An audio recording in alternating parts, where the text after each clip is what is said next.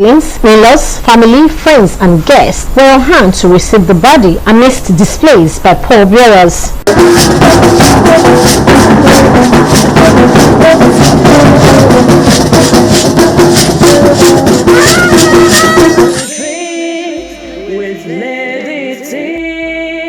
Everyone, welcome back to this YouTube channel, True Drinks with Lady T. Is your sister, your friend, is your girl. If this is your first time you just didn't get post for YouTube, or you just come across this our channel, please consider to hit the subscribe button, click on the notification bell so you will know anytime we put video. Thank you so much for coming around again, and God bless you. For this our channel now, Tori now we talk and now pidgin English we tell the knack our Tori for year. We not just there to talk, but if you share this video, I believe together we'll save someone today. So my people, today's story, una see this lady one that they see for years. So now she commit the crime of the story one wan shook our mouth put today. Her name na Dominion Okoro. She dey 25 years old. Before I go narrate this story, how this story take start, I can still tell you now why I choose to make this story.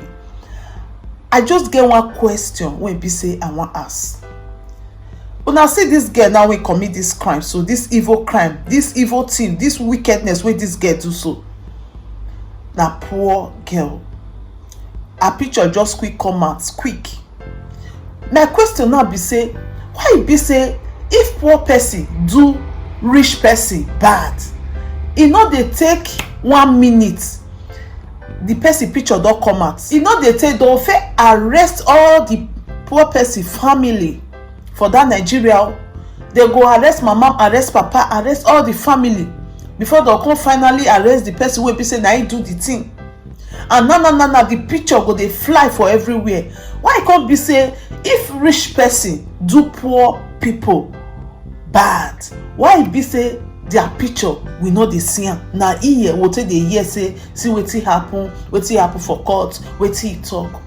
Anyway, I leave that question for people for the comment section to answer. So my people, wetin really happen for this story be say this particular lady one at the see so, she be house girl. She dey work as house girl for Edo State former governor Lucky Igbinedion mama wey be Maria Igbinedion.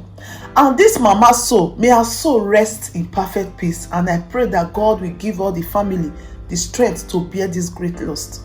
E no easy. No matter how mama hold or papa hold, if he go, it must pay person, and person must cry put. Now they be. So I just pray that God will console the family and the loved ones, you know. So my lovely people, this girl one that they see so when be Dominion Okoro, she don dey work with this former governor mama Maria Igbinedion for like 1 year and 3 months. Now she don dey work for there. So as she dey work for there, she say she dey always dey massage this mama body every evening. According to her, no be me talk am, baby no dey my happy na news now for see am, now I carry am come pick the lesson wey dey for inside this matter. So according to her, say every evening now she dey massage mama body. That evening wey come be 1st of December, after she don massage mama body finish, e come set mama bed, e come say make mama go sleep. Mama go sleep. Now she come enter mama cupboard, come carry mama money, come carry her jewelries, carry her important things. E be like say the mama dey hear kokoko, dey hear say some kind movement wey be like say e no dey right. E dey happen, or the way Dominion take react that evening, maybe mama e dey suspect, because una know say elderly people wetin dey sit down dey see, young people go climb iroko tree, they no dey see am. So mama just come out, come meet her, say she dey thief her money. Then mama shout. As Dominion hear say mama shout, then he carry small chair, all those small joko wey dey for corner, then he give am for mama head. And so mama take go. Then she come wait. This small pikin get mesha. She come wait. Maybe like say they don dey break small. And she say mama shout, but nobody dey the compound. Na only the gate man no hear. So she come wait, maybe like say they don dey break small. Na so Dominion take cower comot for her. She say she run go her state, which is Rivers State, Calabar. Then she run go. They come dey find Dominion, they no see Dominion, they say mama e dey grand. And for there they come suspect say Dominion dey this house yesterday evening, and this morning before day break they no see Dominion, which means Dominion know wetin happen to mama. Now they come begin dey find Dominion, they go, and before they see Dominion carry, they don first gbab Dominion relative, you understand? And the relative, they come talk say they no know one, they no know two, they no know how Dominion take come up with this kind of idea, because he don dey work with mama for 1 year and 3 months. And they come catch Dominion now Dominion come begin dey do true confession. She come talk say see wetin happen, how she take kpai former governor mama. Then they come say before you even think of to come do this thing or come even do this kind of thing, they no believe say you dey alone. E be like say you get some people wey be say una plan am together. Can you tell us these people? Na there Dominion come open mouth say e get one woman wey be Gloria. She don first work for this former governor mama as house help. E don first work with her, that na him connect her, tell am say mama get money well because if dey go put money for bank for mama, make Dominion go dey thief mama money, because Dominion get pikin wey be say dey sick and he need money to take care of him pikin.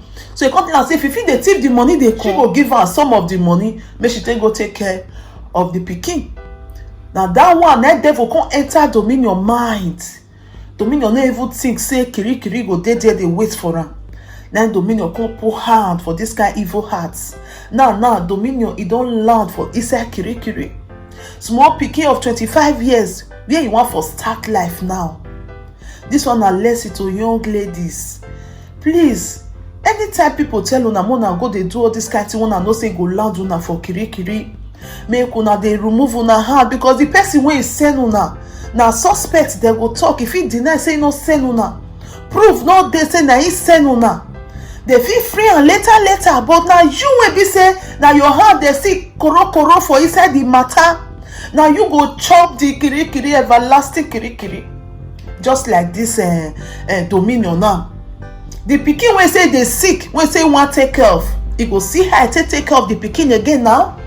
And this one now they talk, oh, make people they remove am for back thing. Why they make this video, my lovely people, be say if una put una hide down, una don dey see and say e don tey who don dey talk about this house help.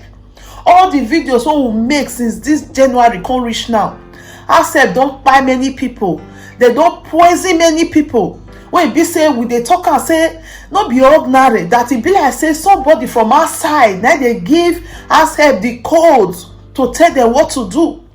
If una remember one story when we talk about one small boy wey still dey do house help, when him brother come tell am say, when the brother come give am something say make he put for the family food, so that if he put am, if all of them buy, they will come pack all their wet. Una remember we make that video too. Una see and say na outsider then they send the house help, say make dem dey do wetin dem dey do.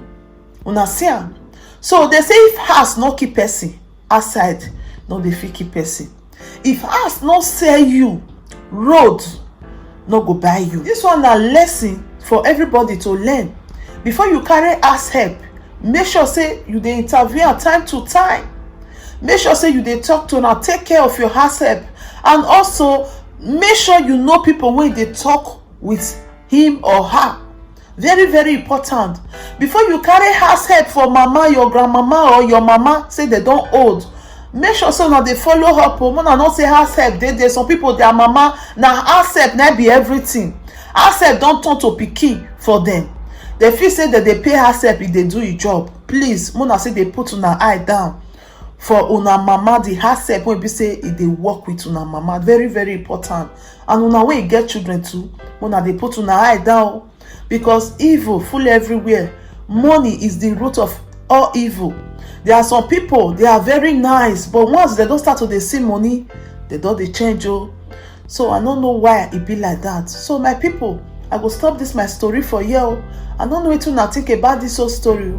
Please share this video and not watch this video say you not leave your comment for there. Your comments is very important. Thank you so much for watching Please, as you watch this video, share this video. We are not just here to talk. We are here to say a story that will change life, that will save life, that will also change situation of things. If you share this video, I believe you're gonna save someone today. If you have not subscribed to our YouTube channel, please consider to hit the subscribe button. Click on the notification bell so you will know anytime we put video here. And remain your sister, your friend, your girl, your pikin, anyone you call me, I did there for you through this bright life with Lady T. See you on our next video. Ciao, ciao. If there is anything that is bothering you, my friend, please say it so others will learn.